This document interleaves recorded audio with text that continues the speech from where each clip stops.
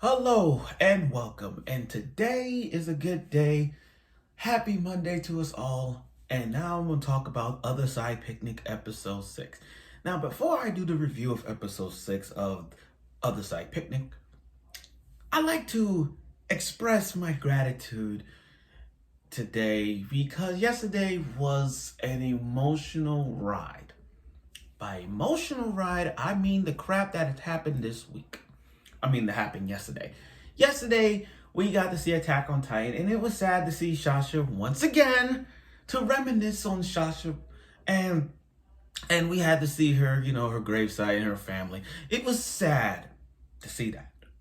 On the other hand, though, we got to see Aaron in his abs. And here's the good thing. But here's what makes this why I'm so happy. I'm happy that Brady, number 12, the GOAT of all GOATs, got his 7th ring. Now, here's the thing. I know people are going to say, but you're a Patriots fan. You're going to jump shift to Tampa Bay? No, that's not how that works. That's not how that works. Look, I'm going to tell you this. I may be a Patriots fan, but I'm a Tom Brady fan. I became a Patriots fan in 2000. I became a Patriots fan in 2000. I was 10 years old. But I'm a Patriots fan. So I don't want to hear, oh, you're going to jump shifts, you're going to Tampa Bay now, you're going to be a Tampa Bay fan? No, I'm not doing that. Like I said, I'm a Patriots fan to the core, but I'm also a fan of Tom Brady.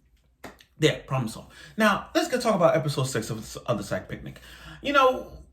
Other Side Picnic has been one of those emotional rides where, at one time we didn't understand the plot.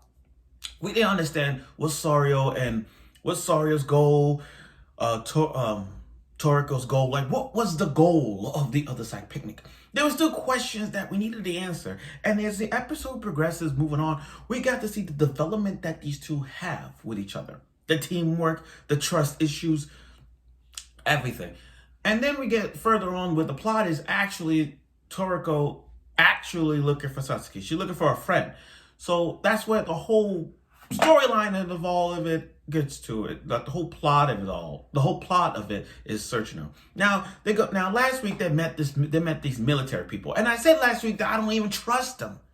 I don't even trust them not one bit. Especially that one guy who's like, oh, they look weird. I don't trust them. Is that one military person that doesn't trust them. Okay. Now, will this episode be good or not? Was it good or not? Well, you're about to end this review. So let's get started. So it kicked things right off with these two girls meeting the general. Meaning the other general. Because the other soldiers have died. Now, here's the thing. About these military people, I understand. I'm not saying I don't trust them, but I kind of see where they're getting at. Like they've been on the other side for months or maybe years, but the way how they approach these two is just they find it hard to believe that what the hell is going on. Why it does these two girls just came out of nowhere. Do we even trust them? And I get them. They've been on the other side for months, but we don't know. They don't even trust themselves. There's some trust issues with these military people. I didn't even trust them not one bit because they look so shady. Sure, they have the English. Props for their English, but still, I don't trust them in the slightest bit. Not one bit. Other than that, though, so as they explain what's going on the other side about the casualties and the deaths or whatnot, there were some nice people. They said don't use your cell phones. They provide you food and water and a tent, but you're gonna use your freaking phones. If the soldiers tell you not to use your phones, then why the hell are you using your phone? Why would you use your cell phone? I'm just curious. Why? I don't get it. Why? So the phone call they got was really creepy.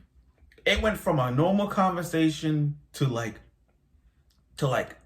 get on the train, get on the meat train. And I'm like, oh, the meat train. Oh, what's next? What is the Sasha moments now? We're going to have because Sasha's death happened 2 weeks ago, and then we got to see Shasha's gravesite. We're gonna reminisce Shasha again with this whole meat thing, because you know how Shasha always carry meat and potatoes. So you're gonna have like this whole meat train coming. It's coming. Head to this station. You won't survive this. It was a creepy phone call. The phone call was really, really creepy. Because remember, they don't really get calls from the other side. So it's kind of creepy because in previous episodes, when they have their cell phones, it's always hacking. Like it looked like it's someone hacking your phones. But for some reason, there's like from the other side, like from the human world side, they're like, I can't hear you. What's going on? They turn their back and like, what? Because it's like I said, it's creepy, so you can't really tell what was going on in the background. They can hear noises from the background, but the other two can't. So it's like it was really creepy to hear that. To hear the talk. So the phone call thing was creepy. But let's get to the soldiers and facing off that giant ass multi-faced ghost. You gotta admit, the ghost in this episode was spot on. It was creepy than all the other ghosts that we've seen. And I feel like for every episode that we're gonna see with the ghost moments or maybe creepy creatures, the CGI of it looks spot on. There is nothing wrong with like seeing these spirits coming up because they look so good. Now, I understand people are saying, is this Yuri or is this as horror as it is? I mean, yes, it's sci-fi. Yes, the horrorness is getting built up. And the Yuri thing, it's just that when you watch Other Side Picnic, understand that like I said, shows like Citrus, Bloom Into You, Adachi to Shiramura, Akuma no Riddle, Soccer Trick, you see how the Uranus was building up quickly. With Adachi no Shiramura, its episodes, you see how it builds up bigger and bigger. Whereas Other Side Picnic, the Uranus that Soryo and Toriko has, it builds up little by little. Whereas, again, Adachi no Shiramura is kind of like this gap, but then Toriko's and Soryo's relationship is about this much. But they only focusing on the teamwork and the trust of the bond and the when facing off ghosts. So I kind of like that. But again, you gotta love the development of that. Anyway, as they were facing the military men are so like mind boggled by the ghost. In fact, they're all scared, like, bastard, oh bastard. And oh my god, it was creepy just seeing them getting freaked out by the ghost. But then again, leave it to Soryo and Toriko's teamwork. I mean, she pulled off a sniper. One shot a sniper thing. Kind of like how Gabby did it when she shot that one no scope. Boom, shot one of them now. No scope. And that was funny. So like, okay, give a shout out to that one. The only difference is Astorio used a scope. And Gabby didn't have a scope. He didn't have a scope. She just like one shot at it. And Soryo has just used it with a scope. So it's kind of like, I can see the reminiscence of it. I love it. Now, and that one guy, that one military man I still didn't trust, he said like, you're one of them. Oh my God. I'm like, damn, Sorry. Here's the thing. I kind of blame Sorry for this one because she kind of fucked up on this right here. I think at that moment when she should have shot that ghost, she should have just turned off her eyes. I mean, she could do that. But it was like, that scene, they were all happy, especially that other soldier, Greg, whatever. He was all happy, like, oh, you did it. We're saved. Thank you. But then looked in her eyes like, you're one of them. I'm like, let's kill this bitch. I'm like, oh, man. I knew I didn't trust them to begin with. So when they got there, they mentioned about the train coming.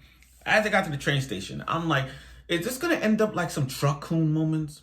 You know how like those shows where... you know how like every anime show where the person gets hit by a vehicle, they either get sent to a isekai world, get reincarnated as whatever object or whatever, or get hit by a truck and become a zombie idol. Still to this day, the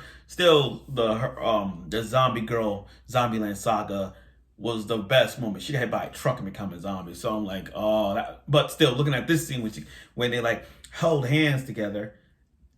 And at the same time, jump in front of the train and grab the train to get inside.